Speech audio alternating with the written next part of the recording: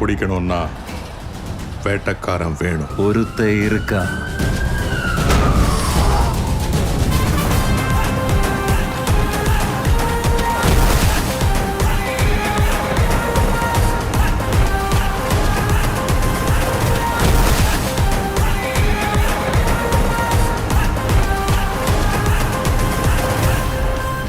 ஏற்கனவே ஒரு வாரமோ 10 நாளைக்கு முன்னாடி அண்ணாமலை வந்து இந்த ஆவின் தொடர்பாக ஒரு குற்றச்சாட்டு சுமத்தினார். நினைவு எடை குறைவு ஏதோ எவ்வளவு பெரிய அமௌண்ட் அடிச்சிட்டாங்கன்ட்டு ஒரு குற்றச்சாட்டு சுமத்தினாரு. இந்த தகவல் அண்ணாமலை யார் கொடுத்ததுன்னு நினைக்கிறீங்க? யார் சார் கொடுத்தது? திமுககாரங்க தான்.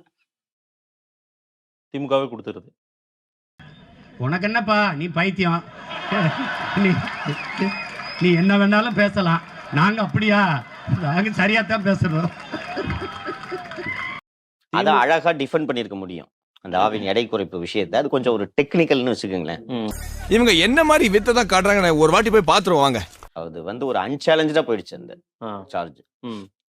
இதெல்லாம் என்ன காரணம்னு கேட்டீங்கன்னா, அமைச்சர் பெருமக்களுக்கு சீனியர் அமைச்சர்ஸ், நான் சொல்றது ஜூனியர் அமைச்சர்ஸ் எல்லாம் குடும்பத்தை அண்டி படைப்பதால் தான் அமைச்சர்களாக இருக்கிறார்கள். சீனியர் அமைச்சர்ஸ்க்கு பணம் குடும்பம் தானே வாங்குது. குடும்பம் பதில் சொல்லிட்டோம், நாயம் பதில் சொல்லணும்.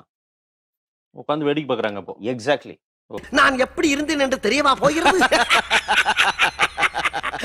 வரலாறு மிக முக்கியம் அமைச்சரே. சீனியர் மினிஸ்டர்ஸ்க்கு எல்லாருமே திரு ஸ்டாலின் ராப்போ நல்லா இருக்கும் இல்ல?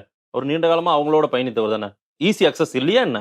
மாற்றம் முன்னேற்றம் மேங்கமணி ஃபர்ஸ்ட் சொல்லுங்க. ஃபர்ஸ்ட் வார்த்தை என்ன? மாற்றம். இந்த கட்சியில இருந்து இன்னொரு கட்சிக்கு மாற்றம். முன்னேற்றம் மேங்கமணின்றது, அதனால அவங்க கட்சிக்கு முன்னேற்றம் நம்மளால. வேற மூணாவது என்ன போட்டுருந்துச்சு? மேங்கமணி போட்டு நான் தானே, எனக்கான முன்னேற்றம் தானே. அப்ப நீ மக்கள் கண்டிப்பாக போடலையா? அது நான் போடவே இல்லை. மக்கள்னு ஏதாவது இருந்துச்சா? மாற்றம் முன்னேற்றம் மக்கள் என் பெயரா போட்டிருந்தேன். மாற்றம் முன்னேற்றம் என் பெயர். ஸோ எனக்கு தான் முன்னேற்றம். நீங்க ஸ்டாலின் அவர்கள்ட்ட போய் இப்ப இல்ல, எதிர்கட்சி தலைவராக இருந்த போதும் அதுக்கு முன்னாடியும் ஸ்டாலின் அவர்கிட்ட போயிட்டு இந்த இடத்துல வந்து கட்சி பலவீனமா இருக்கு, இந்த தொகுதி மோசமா இருக்கு, தோத்துருவோன்னு சொன்னா ஸ்டாலின் வந்து ஏன் தோத்துருவோன்றது தான் கேட்கணும் ஒரு தலைவர். ஸ்டாலின் எப்படி தோத்துருவான்? அவர் சொல்றாரு நம்ம வந்து இத்தனை லட்சம் வாக்கு வித்தியாசத்துல ஜெயிப்போன்னு சொல்றாரு, நீங்க என்ன தோத்துருவன்றீங்க அப்படின்னு ஸ்டாலின் கனவில் வாழ்வதைத்தான் விரும்புகிறார். நம்மை சிலர் அந்த காலத்தில் கிண்டல் செய்வார்கள். அதை பற்றி நமக்கு கவலை இல்லை. நாம் எதை சொன்னாலும் ஆய்வுபூர்வமாகத்தான் சொல்கிறோம். சிலர் போல கற்பனையாக சொல்லவில்லை.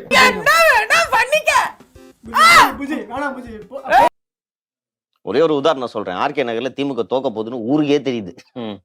அதுவும் டெபாசிட் போயிடுன்றது ஊருக்கே தெரியுது. ஸ்டாலினுக்கு மட்டும் தெரியல.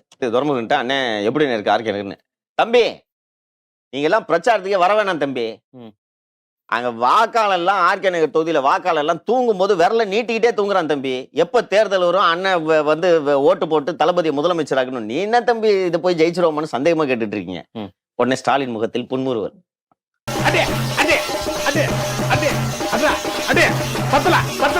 இது என்ன பிரமாதம்? இது விட பெசலைட் ஒண்ணு இருக்கு. அப்படியா என்னன்ட்டாரு. என்னாச்சு ரிசல்ட்? டெபாசிட் போச்சு. அங்க யாருமே பிரச்சாரத்துக்கு போல. இது எல்லாருக்கும் தெரியும், ஸ்டாலினை தவிர அத்தனை பேருக்கும் தெரியும். புளிய மரத்தில் தூக்கில் தூங்குங்கள், என்னிடம் வராதீர்கள் தம்பிகளே, வகுந்து விடுவேன், எழுத்தாணியை சங்கிலே குத்தி விடுவேன், செல்லுங்கள் தோழர்களே. எல்லாரும் ஒவ்வொரு முக்கிய தலைவர்கள் பிரச்சாரத்துக்கு ஆர்கே நகருக்கு போகணும். 11 மணிக்கு போவாங்க. போறத பல பேர் வந்து தவிர்த்தாங்க. என்ன காரணம்னா, நீங்க பிரச்சாரத்துக்கு போறீங்கன்னா கூட ஒரு 100 பேர் வர்றாங்கன்னா 100 பேர் காசு கொடுக்கணும்ல. கட்சி தானே இதை கொடுத்துருக்கணும், கொடுக்க மாட்டாங்க. அப்ப வர்ற தலைவர்கள் கொடுப்பாங்களா? சோ தலைவர்கள் என்ன கணக்கு போடுவாங்க, இன்னைக்கு ஆர்கே நகருக்கு பிரச்சாரம் போனோம்னா எப்படி ஒரு 5 லட்சம் ரூபாய் செலவாயிடும், நம்ம எதுக்கு போகணும்னு தலைவர் உடம்பு சரியில்லைன்ட்டு இருந்துருவாங்க. இதனாலதான் ஆர்கே நகர்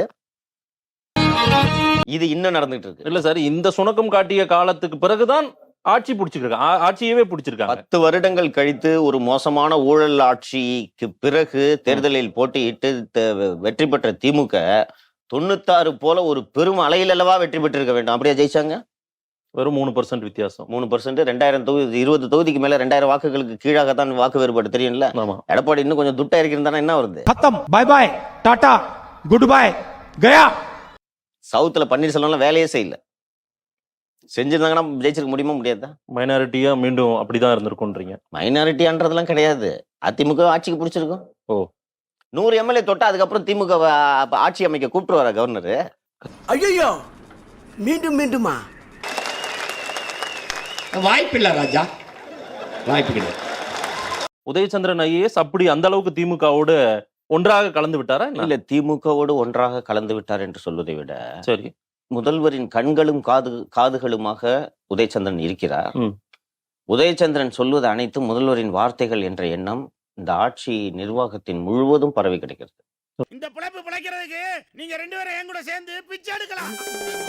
பெரும்பாலான நிர்வாகங்கள் எல்லாத்துலயுமே சார் சாமியை விட பூசாரிகள் தான் இங்க கொஞ்சம் ஆட்டம் அதிகமா இருக்கும் எல்லாம். அதைத்தானே எழுதியிருக்கேன். அதுக்கு என்ன பெரிய அலிகேஷன் பேசுறீங்க? அதைத்தானே சொன்னேன். இப்ப நீங்களே சொல்றீங்க சாமியோட ஆனா பூசாரி. அந்த பொசிஷனை தன்னுடைய இருப்பை விட்டு கொடுத்துட மாட்டார்ல தமிழ்நாடு முதலமைச்சர் அவர்கள். ஓ நீ அப்படி வரியா?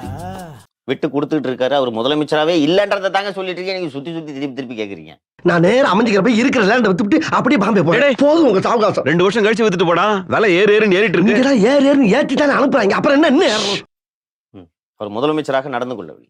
ஒரு கரிஷ்மேட்டிக்கா அறியப்படுகிறாரு சார் எல்லா ப்ரோக்ராம்ல. பவுடர் கோட் எல்லாம் போசிட்டு இந்த மாதிரி நல்லதா 2 ஃபிளாஷ் லைட் எல்லாம் வச்சுக்கிட்டு இந்த நம்ம கேமராமேன் மாதிரி ஒரு நல்ல கேமராமேன் கொடுத்து போட்டோ எடுக்க சொன்னா பலபலன்னு தான் தெரியும். அதோ அப்படி சாத்தியமாகும். ஆகா ஆகா தாங்கள் புஜபல பராக்கிரமசாலி போலவே தோற்றமளிக்கிறீர்களே. நீங்க உங்களோட கலர் என்னன்னு தெரியும். உங்களுக்கு நல்ல மேக்கப் போட்டு உங்களை கமலஹாசன் மாதிரி பண்ண சொல்லட்டுமா? நல்ல மேக்கப் ஆர்டிஸ்ட் கொடுத்தா உங்களுக்கு கமலஹாசன் ஆக்கிடுவாங்க. வேணா ஒரு விக் வச்சுக்க சொல்றேன். முடியல நல்லா தான் இருக்கு. அந்த மாதிரி தான் இருக்கு இப்போ திரு ஸ்டாலின். நான் அப்படி சொல்லல. நான் உங்களை பத்தி தான் பேசுறீங்க. நீங்க இதெல்லாம் வந்து ஸ்டாலினை பத்தி தான் அப்படி சொல்றேன்னு நினைக்கிறீங்க. நிஜமா தான் சொல்றேன். இதை நான் நம்பலாமா? இல்ல நம்ம அவரை குறைச்சி மதிப்பிடுற மாதிரி இருக்கு. ஏன்னா கிட்டத்தட்ட நான் சரியா மதிப்பிடுறேன்னு சொல்றேன். நான் சரியா மதிப்பிடுறேன்னு சொல்றேன். கலைஞருடைய லெகசி கலைஞரோடு இருந்தார். அதுல 10% கூட இல்ல. பதவி ஸ்டார்டிங்ல இருந்து மேயர்ல இருந்து உள்ளாட்சித்துறை அமைச்சர். இன்னொரு ஆங்கிள் இருந்து பாருங்க மாதேஷ். அதானே எம்எல்ஏவா இருந்தார், மேயரா இருந்தார், உள்ளாட்சித்துறை அமைச்சராக இருந்தார், துணை முதல்வராக இருந்தார். இது எல்லாமே சரி. ஆனால் இண்டிபெண்டா இவர் என்றைக்கு முடிவெடுத்திருக்கிறார்? காலையில இருந்து கதைய பிட்டு பிட்டா சொல்றாரு நாயம்மாரே.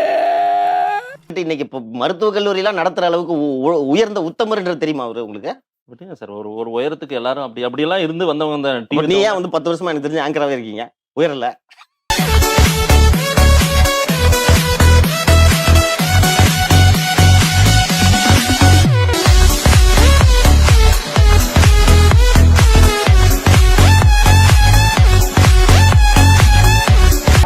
மாசா கெத்தா கேப்டனா